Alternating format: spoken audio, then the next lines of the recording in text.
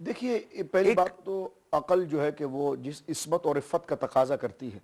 اور جہاں تک عقل عفت اور عصمت کی وسعت کو چاہتی ہے تو شریعت مطہرہ نے اس کی وسعت مرحمت فرمائی ہے۔ ایسا کبھی نہیں ہوا کہ شریعت مطہرہ نے عورت کے تحفظ کے لیے یا اس کے آنے جانے کے لیے ایسی سخت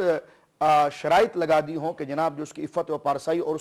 اس پر ایک جبر تصور ہو رہا ہو۔ میں نے پہلے ہی عرض کیا کہ ظاہر سی بات ہے کہ شریعت مطہرہ کی تمام تعلیمات نواہی کے اعتبار سے جو ہیں وہ آپ کی قوم اور ساری انسانیت کے بھلا ہے۔ میں صرف یہ کہتا ہوں کہ جس طرح کہ ابھی آپ کی خدمت میں جناب مخلوط نظام کے بارے میں بھی کلام کیا گیا، تو جو افراط و تفریط کا ایک توازن آپ کے سامنے پیش کیا گیا، تو اس میں اعتدال نہ ہونے کی بنا پر کیا بھیانک نتائج آئے۔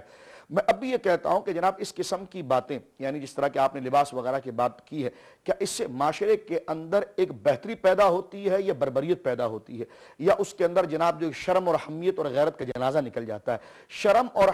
حیا اور غیرت اور حمیت یہ تو آپ کی فطرت کا ایک تقاضا ہے، آپ اس کو ختم کرے جا رہے ہیں سرے سے، آپ کو اس کی کوئی پرواہ نہیں ہے، اور آپ وہ چیزیں جو آپ کی فطرت و طبیعت کے مطابق نہیں آپ اس کو مسلط کر رہے ہیں۔ تو چاہیے یہ کہ جو فطرت اور جو اس کے دوائیات ہیں جو آپ کی طبیعت اور نیچر کے مطابق ہے، میں کہتا ہوں کہ بچہ جب سب سے پہلے پیدا ہوا، یہ لڑکی سب سے پہلے پیدا ہوئی، کیا وہ آج جس سطح پر آ کر آزادی چاہ رہی ہے، تو کیا اس وقت جب اس سن بلوغ کو پہنچی تھی اس کے اندر حیا عفت کے اثرات اور وہ خیالات اور دوائیات تھے کہ نہیں تھے؟ اگر تھے تو وہ کسی مولوی صاحب نے تو ودیت نہیں کی تھے، وہ تو من جانب اللہ تھے۔ تو ظاہر سی بات ہے آپ کا نیچر تو یہ تھا کہ آپ عفت کی طرف چلیں، آپ نے تو جان بوجھ کر اپنے آپ کو اپنی فطرت کے تقاضے سے بگاڑا، جس کی وجہ سے آپ کے اندر معاشرے میں بھی خرابی آئی اور اس کے غلط نتائج بھی آپ کے سامنے آ گئے۔